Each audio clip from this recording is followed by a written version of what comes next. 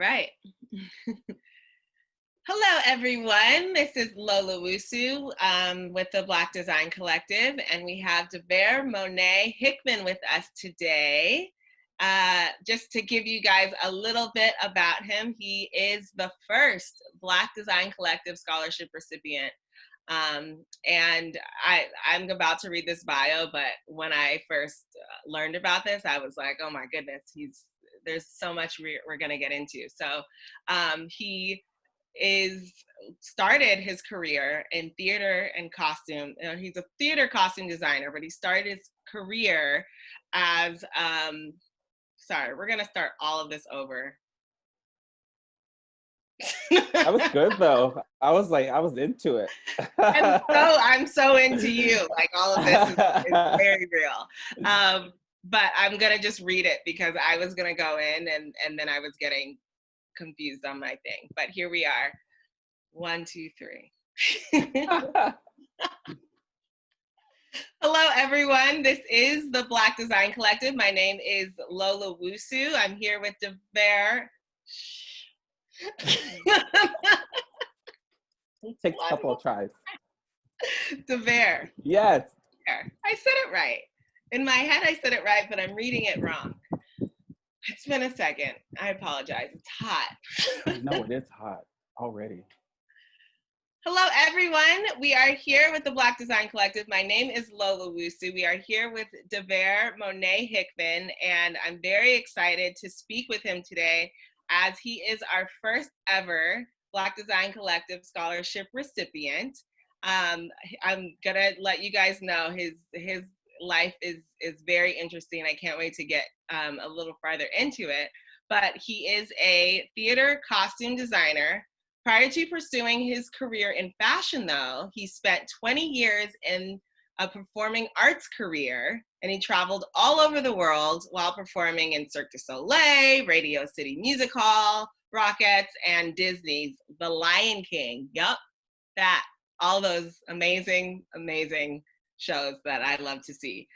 He is an exceptional and is in his newly found craftsmanship of fashion through film, television, and stage production. Devert possesses a quirky yet unique vision of portraying garments with the wow factor, as his life is a wow factor, and has continued through this prowls of costume innovation. And here we are with Devert. Thank you for joining us here at the Black Design Collective. I'm so excited to be here today. It's a little bit warm, but I have my fan, so it'll keep me cool. Warm is an understatement right now. So tell us, where are you from? Is this usual for you, this weather, or? Well, I'm from Louisville, Kentucky, so born and raised there. I went to a performing arts high school there when I was younger, that my grandma and my mom actually saw me when I was performing in the living room at family reunions. They were like, this boy got some talent. We need to get him into something. So I started going to school, performing arts, and then I left there after high school and started letting it have it, I guess we would say, So and now I'm currently here in West Hollywood in California and doing my thing. So that's amazing. Midwest born and moved out of the country into the city. Wow, that is impressive and amazing. So what was your transition to Hollywood here? Not Hollywood, we're in LA. I don't. So it was a little bit, it's been recent. So I moved to West Hollywood probably 2012, 2011 or 12. And that was later on in my career when I was performing and I was doing Cirque du Soleil in Las Vegas at the Aria Resort. I probably saw you. Yes, probably did 10 times a week. Man, that's amazing. I did the production of Viva Elvis, which was choreographed by, I forget his name. He choreographed for Michael Jackson, but we'll talk about that later. In Vegas, we did the creation in Montreal. And then we also brought it from Montreal to Las Vegas and did a 4-year run there with Vince Patterson. Man. Oh, that is amazing. Yeah, I definitely have seen you. Yeah. It was a lot of fun. That was one of the latest productions I did. So It was That's amazing. probably Oh, I year love year it. 1920.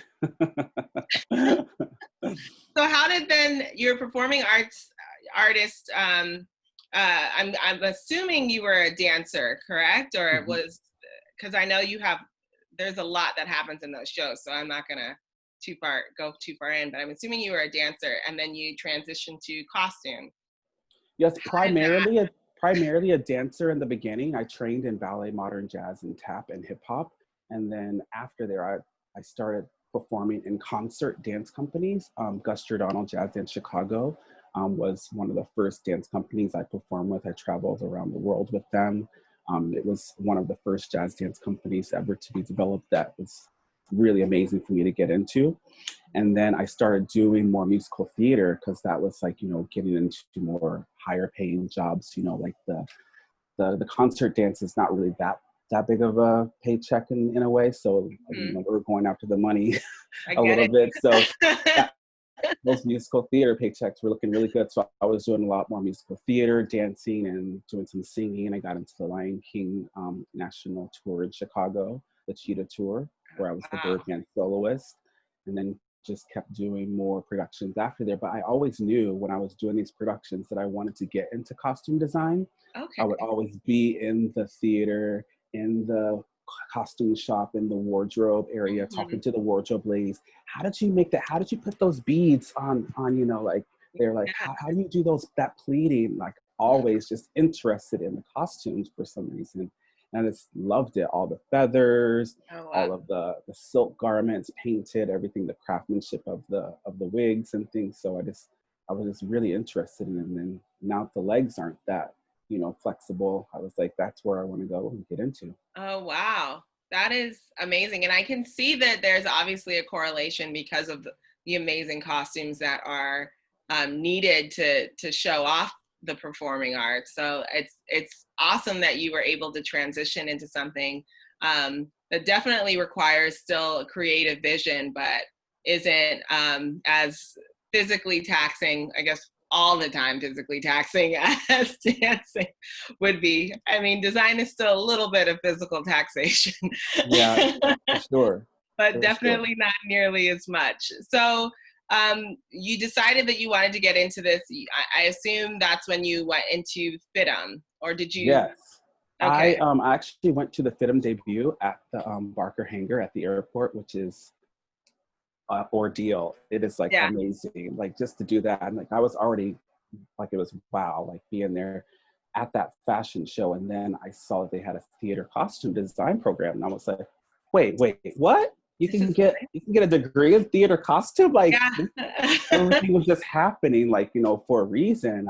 And I went Mhm. again, like a second year in a row, and I was like, that's it. I have to like see if I can get in there somehow. What I have to do. So I got information from FITM and stuff, and did a tour of the campus, and fell in love, and just I saw a new career, a new future for me. Yeah. So it was just really a blessing that you could like change your career and know that that's what you want to do, and that plant that seed in your heart again. It was almost like I was having the a second feeling of being on stage but actually off stage in a way, Ah, because like with so interesting to think about. Yeah. yeah, even with when I performed in the Lion King, like that was one of the first times I cried on stage.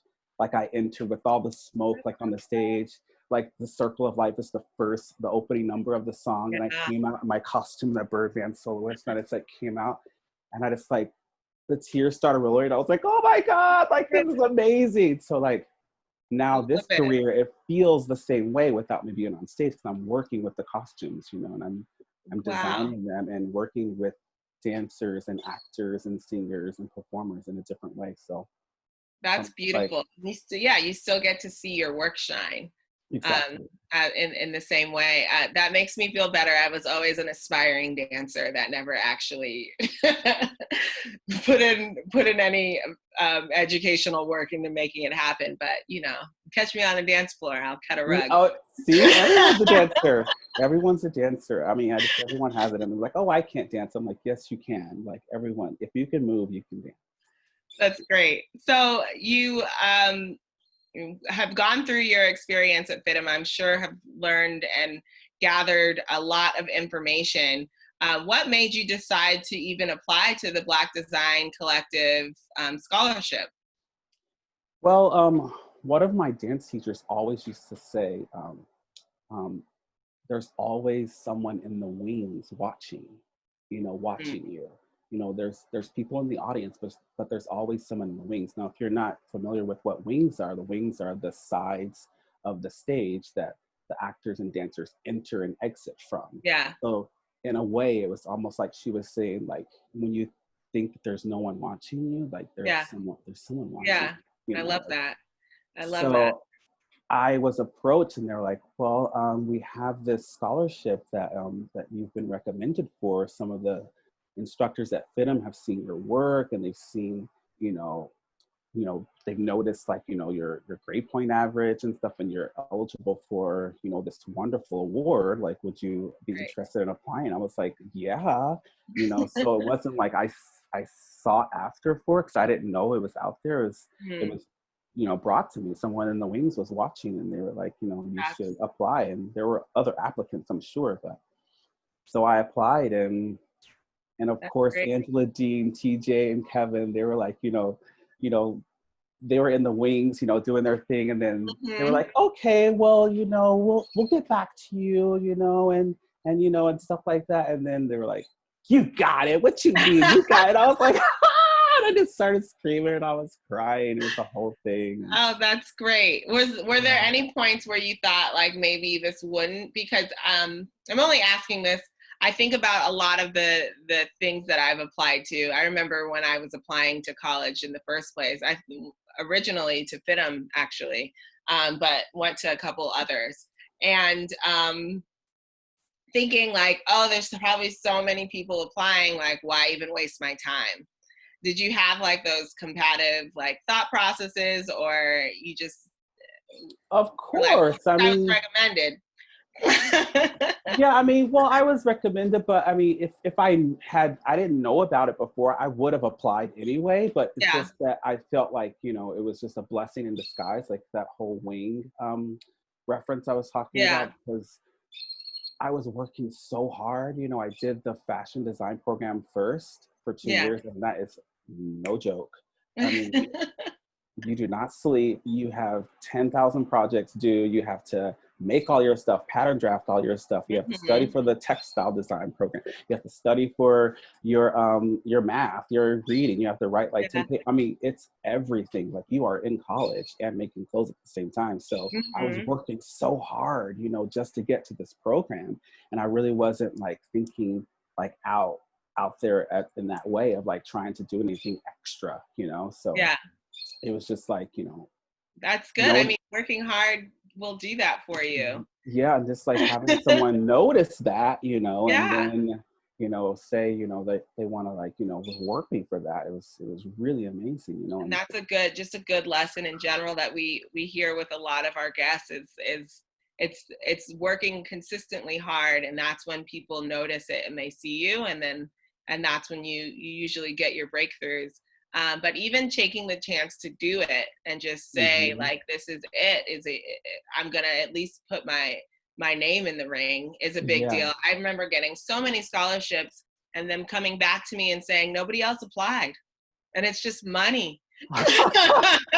And they were like, you were the only one who applied, so you were going to get it. Like, not that you weren't qualified, but you were really the only one who applied. So, Yeah, I, like I was saying, you have to do extra work to get that, you like know, you already have a ton of work and you had to write like 2 more essays and show a portfolio to get that scholarship. So exactly.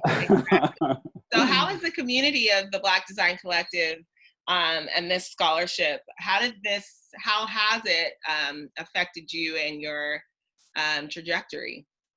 I think it's just wonderful that, we have this, program available to us, that we have the Black Design Collective and other organizations that can see the potential in young Black designers, that, because we don't always get that opportunity to, like, get to the forefront. Like, we've, you know, had to really, really, really work hard, like you were saying. So just to have, like, Kevin and TJ and Angela, amazing people that, Yeah. I look up to, and that all Black designers, know about. It's just, Mm-hmm. to have them support us, it's just amazing to have that, for one, and Yeah. just to be lucky to, get the $10,000 check from Ruth Carter on stage.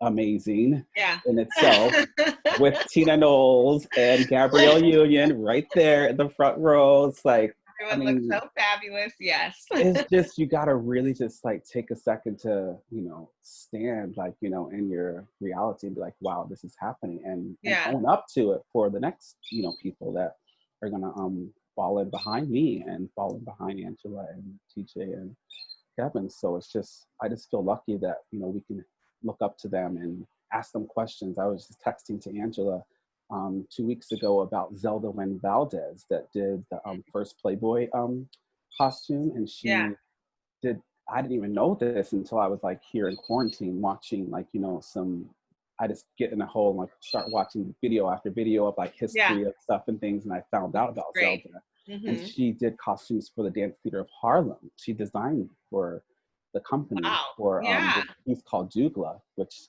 I highly recommend everyone see. It's really wonderful. It incorporates West Indian dance, African dance, Mm-hmm. modern dance, and it's just a beautiful, beautiful ballet. And the costumes are wonderful. So, and That's she didn't, amazing. yeah. Yeah. So, and Oh, you have these mentors at your exactly, fingertips, mentors.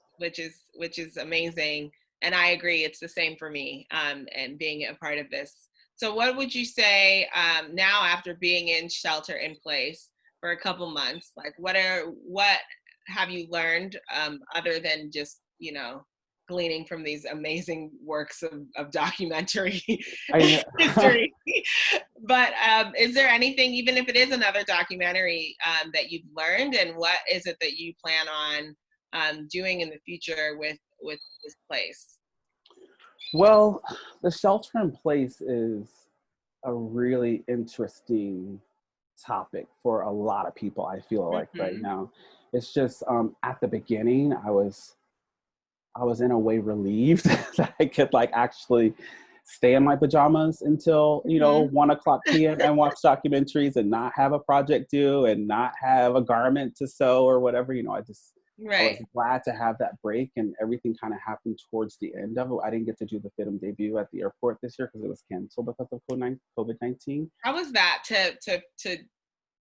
to realize? I mean, yes, there's a relief in it, but also like you were kind of, it was the reason why you were there, and then you not being able to show. Like there has to be a bit of disappointment almost in that. Yeah, I'm still hurting from that. It's just Yeah.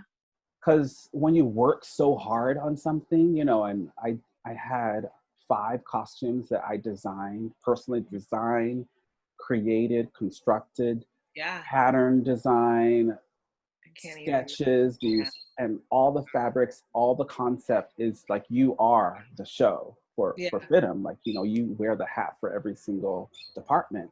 And we were Hmm. doing that for, how many quarters? Like a whole year, working on this Yeah. show for the airport. So just to have that news come down, at first it was coming down lightly. They were like, okay, we're only going to be able to have 300 people instead of 3,000 people. And we're Yeah. like, okay, they were like, oh well, we're going to take it down to 50 people Hmm. and broadcast it. And we were like, okay. And they're like, well, it's going to be canceled, postponed. And we were like, Yeah. Oh man. no. So So all how have those, you like are you taking those pieces and displaying them yourself? Like what is how have you been dealing with the, I guess, grief of not being able to show well, up for a our moment? our collections are still at school because Okay. this all happened probably like the middle of March. And, Mm-hmm. we still had until June for school to be open. So all of our stuff is still there. It was just like everyone had to like evacuate like really fast. Wow. So all of our supplies and things like that, I had to order new thread, new rulers and stuff for me to, so I can keep myself sane and still construct, as you can see, like here in the house. Yeah. But yeah, it's just, I'm still really shocked about it. And I wish that those costumes were here so I could like add more beads to them and Yeah. add more feathers. But I believe that. I really, yeah. yeah, it's I would just have loved that at the end of my school career. I would have loved it. yeah, it's just the grief is the grief is still heavy. You know, it's Yeah, still there. Just, you know, not being able to have that opportunity to show at New York Fashion Week, I guess you would yeah. say, you know, at the airport is So what have you how have you been translating, I guess, your grief into hope at this moment? Like, yes, we've been in here. I guess we've had time to really let it all sit in, is what I feel like. And like, okay, yeah. we're not going back. Okay, we live in America. Okay. It's not necessarily, but it will eventually get better. And so like we can start making future plans. And what are your future plans for now? Is it relaxing? Is it putting in more work? Is it creating more? Like, what are you looking to do? Yeah, I mean, I definitely relaxed in the beginning. Like I said, like it was a well Mhm. needed after, you know, getting Yeah, the fashion design degree. And then after getting my theater costume degree, I was like, oh, I need a break. But then it started to set in like a couple of months in. I was like, ooh, I need to, like, you know, start doing something. I'm getting like, you know, re-energized in a way, I yeah. guess. So just like I said, I was really digging into like going into my books, like my bookshelf back there, and going Mhm. into like old assignments from FITM, going into my history of costume, even going into my fashion design stuff, like textile. Like I was forgetting like the different types of weaves of fabrics and Yeah. what works with performers and what works with, you know, opera singers, like, you know, if I can put it on the bias so they can breathe with their diaphragm, or if I can, like, Mhm. you know, keep it on the straight grain, you know, just so it's not so restricting for the performer. I was just like going back and, like, you know, doing touch ups, I guess you would say. And then Yeah. my creative mind started going. I was like, after watching something, I'd be like, okay, I'm gonna make this. I'm gonna make a caftan from like the Egyptian times, you know, or I'm Oh, gonna, that's you great. know, construct an Edwardian corset, you know, just to keep it all in there, and so that I'm ready, you know, to hit the world when it opens back up with Wow. costume design, you know. That's good. So And I'm sure that your background in performing arts, and your whole career that has led you into this new career and then schooling has given you almost a fortitude to be able to handle just about everything. mhm. Yeah, I mean, FITM is such a beautiful place to, like, you know, really get an education for someone that has an aptitude of like artistry, whether it's like in fashion design, interior design, Mhm. furniture design, jewelry design, anything design in those forms. It's just you're so immersed in it, and the professors there are so connected to the students, which is why I'm so fortunate to have gotten my education before this happened. Because I don't know if I would have made it through learning online. Like I need to be with my instructors. I need to be like talking to, like, you know, TJ, or, you know, like, Imagine. you know, like being like, you know, it's just I can't imagine like not having like a hands-on education, you know, Right. especially being an artist, you know. Yeah. It's just, you know, like there you really are immersed in it, and you're around tons of other people that are just as fierce as you want to be. Yeah. So it really pushes you to be even fiercer. So That's great. So let's get a little bit more personal. I love to ask people about their everyday routines, just because I feel like it's interesting to try and gauge, not just to hear about how you go through your life every day and how you accomplish as much as you accomplish. So what is your routine like? When do you wake up in the morning? What are you doing and by the afternoon? How late do you sleep? What's your everyday routine? well, my boyfriend definitely gets up before I do, so that kind of forces me to get up at a reasonable time. So I'm up, you know, early in the morning. I don't, I'm not like a past noon or anything like that, but I get Okay. up and I have my coffee, and I think about like what I want to do in this quarantine. What can you do, you know? And I just see if I can just, you know, set a couple of goals for the day, and Yeah. then those goals will start to, you know, progress into something more, and I'll have like 5 different projects going on in the house. Or if there's like something I want to watch, then I'll schedule a time for that, and then say Yeah. that I'm going to go for a walk afterwards to reflect upon it or whatever. But I'm Walks a have big been great. person.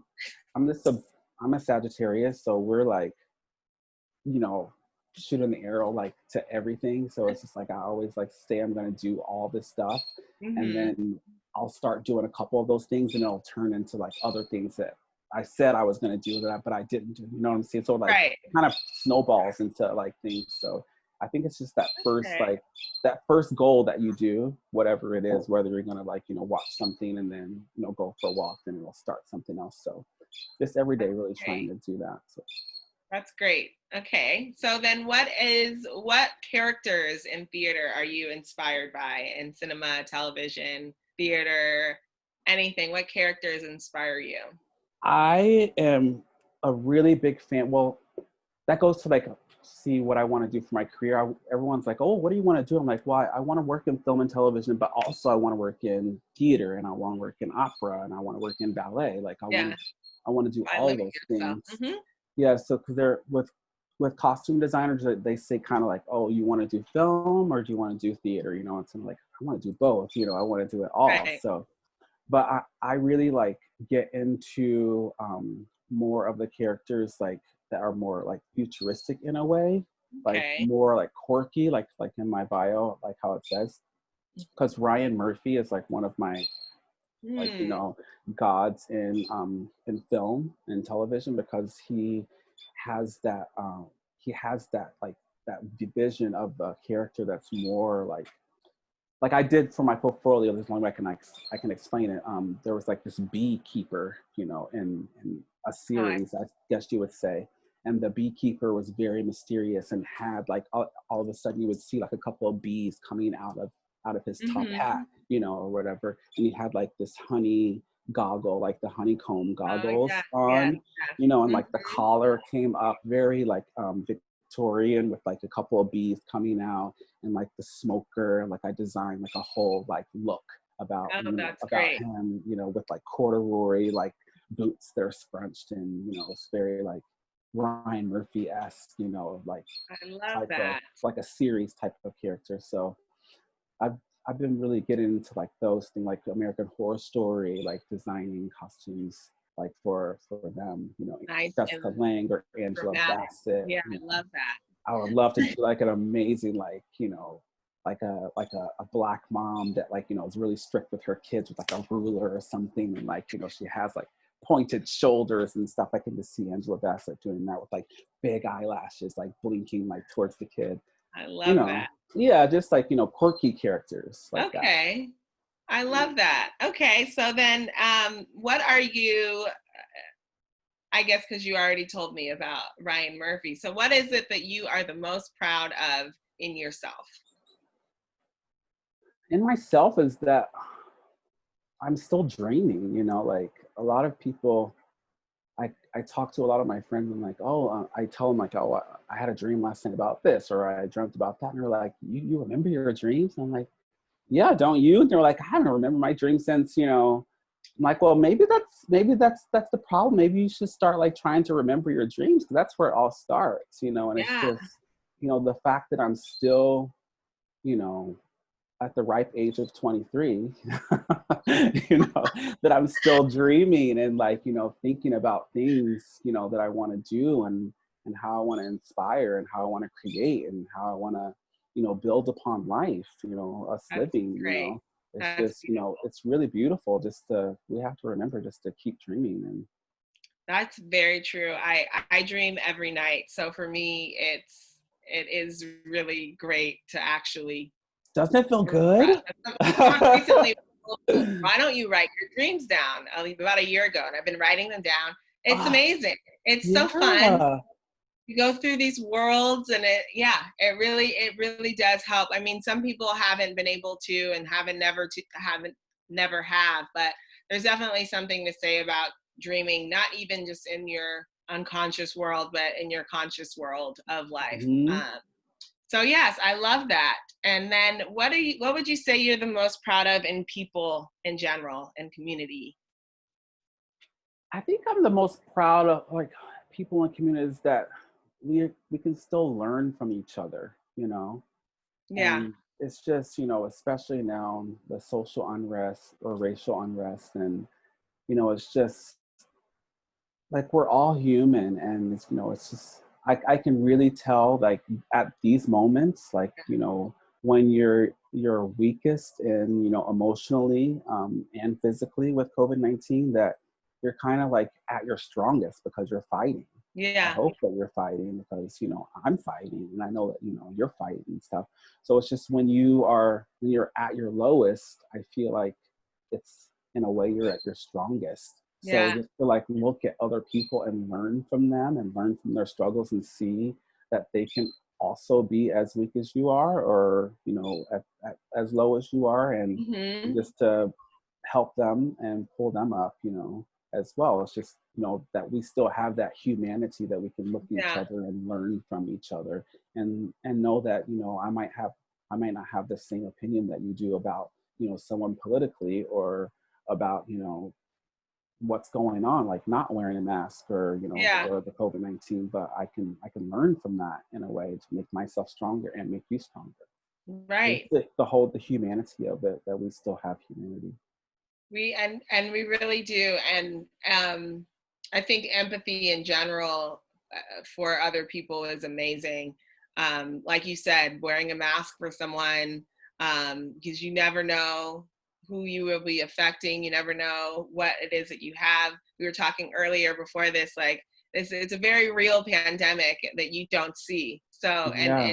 it's the same with so many other things in this world. And I agree that you hit it on the head. It's empathy and recognizing that you actually affect other people and you can learn from whatever somebody else's experience is. So Doing that's these really great. talks, you know, Yeah. like, you know, it's just, you never know who's watching, and they're learning from this, and they're saying, oh, well, I'm thinking that way as well, you know, so they can Right. like really, you know, have that resonate with them. You know, you see people out, you know, giving out food. And I have a friend that lives in Mexico that's doing a whole, like, a homeless, like, you know, like line where she gives food to the homeless that are, you know, that aren't able to get money from, or to peddle money from, because there's no one out in the streets, you know, Yeah. like, you know, no tourists or anything from to beg from. So, you know, she's out there giving, you know, and making sure that they're okay, giving out masks and Yeah. water and things like that. You know, it's just, you really see a lot of good humanity going on, even here in America, you know. So Yeah. it's just really, that's what I see in a lot of people these days. I love it. Well, thank you so much for spending some time here with the Black Design Collective. I know I've enjoyed meeting you and having this conversation. I hope that you did as well, and Uh, all of you watching did as well. But yes, enjoy the rest of this. We wish you the best with all of your endeavors and cannot wait to see more of what you will be showing in the theatrical world. So thank you so much. Me too. Thank